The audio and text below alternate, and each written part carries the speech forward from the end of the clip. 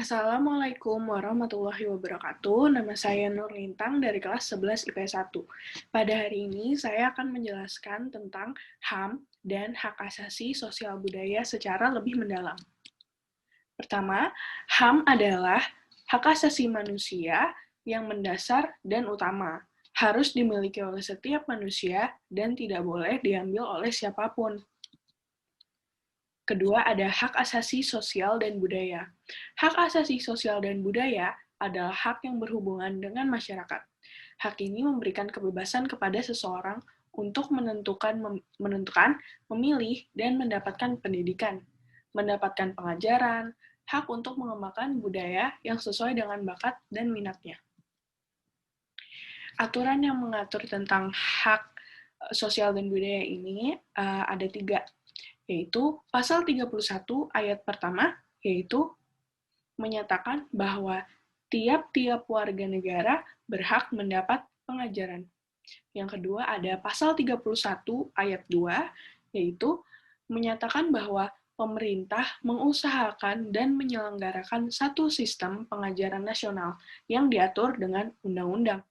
Yang ketiga, ada pasal 32 yang menyatakan bahwa pemerintah memajukan kebudayaan nasional Indonesia. Hak yang dijamin oleh hak asasi sosial budaya yaitu hak untuk mengembangkan budaya yang sesuai dengan bakat dan minat, seperti tarian tradisional dan lain-lainnya.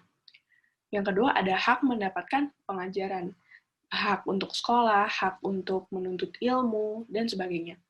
Yang ketiga ada hak memperoleh pendidikan layak, yaitu sekolah seperti biasa, seperti orang-orang pada umumnya. Selanjutnya ada hak memilih dan menentukan pendidikan. Selanjutnya ada memiliki hak untuk berinovasi dan berkreasi. Jadi, otak kita dilatih untuk kreatif tanpa memiliki batasan, selama tidak merugikan orang lain dan tidak merenggut hak orang lain. Yang terakhir ada hak melakukan pengembangan terhadap minat dan bakat. Seperti kalau yang saya tangkap, buka les tarian tradisional, seperti itu. Selanjutnya, ada contoh kasus yang saya temukan dan yang saya dapat mengerti sendiri, ada 3. Yaitu misalnya, seorang pria datang dan membuat rusuh saat beberapa orang sedang berdoa di pura.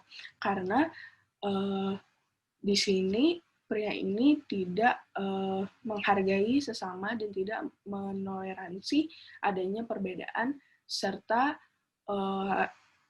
hak asasi sosial budaya tersebut. Dia melanggar tentang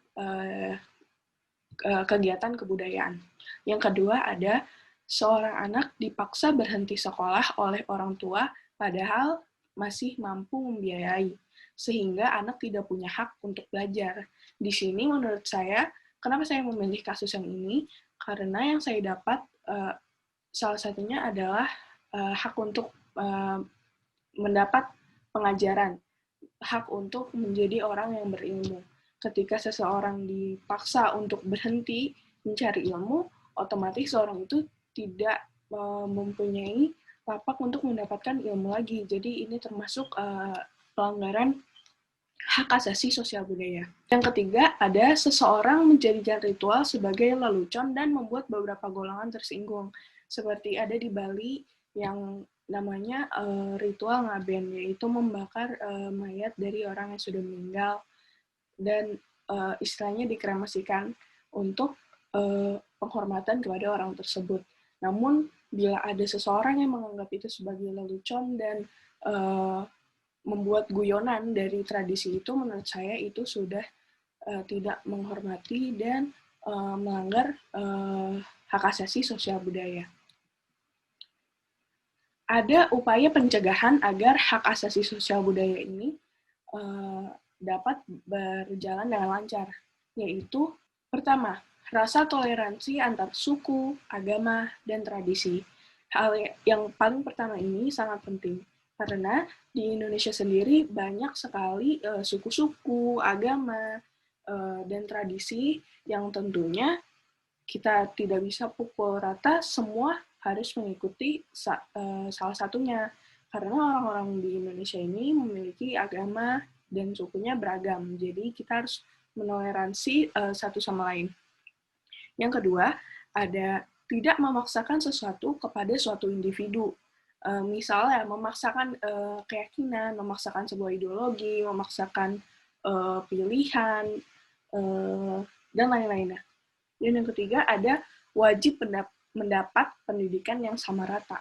Seperti yang kita tahu, pendidikan di Indonesia itu masih belum rata, bahkan tertinggal selama 128 tahun dari yang saya baca di internet.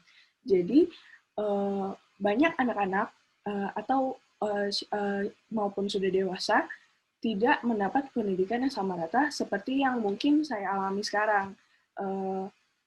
Saya bersyukur bisa bersekolah dari saya playgroup sampai dengan kuliah nanti. Jadi, wajib mendapat pendidikan yang sama rata ini merupakan salah satu upaya pencegahan agar hak asasi sosial budaya tetap berlangsung dengan lancar dan tidak ada kendala, sehingga menghasilkan anak-anak bangsa yang berkualitas. Yang keempat dan yang terakhir adalah dapat mengakses pendidikan kesehatan secara lebih bebas, seperti sekarang adanya kartu BPJS dapat membuat orang walaupun dari kalangan bawah ke rumah sakit dengan cara yang lebih mudah. Dan ada juga dapat mengakses pendidikan, yaitu setiap orang dapat mengakses pendidikan sesuai minat dan bakatnya sendiri. Seperti itu. Nah, itu dia. Sekian dari saya. Apapun yang saya sampaikan pada presentasi kali ini, itu menurut pemahaman saya. Jika ada yang saya tidak bahas di dalam sini yang seharusnya saya bahas, itu karena saya kurang paham. Jadi, saya tidak mau menyebarkan informasi yang salah. Jadi, sekian dari saya. Wassalamualaikum warahmatullahi wabarakatuh.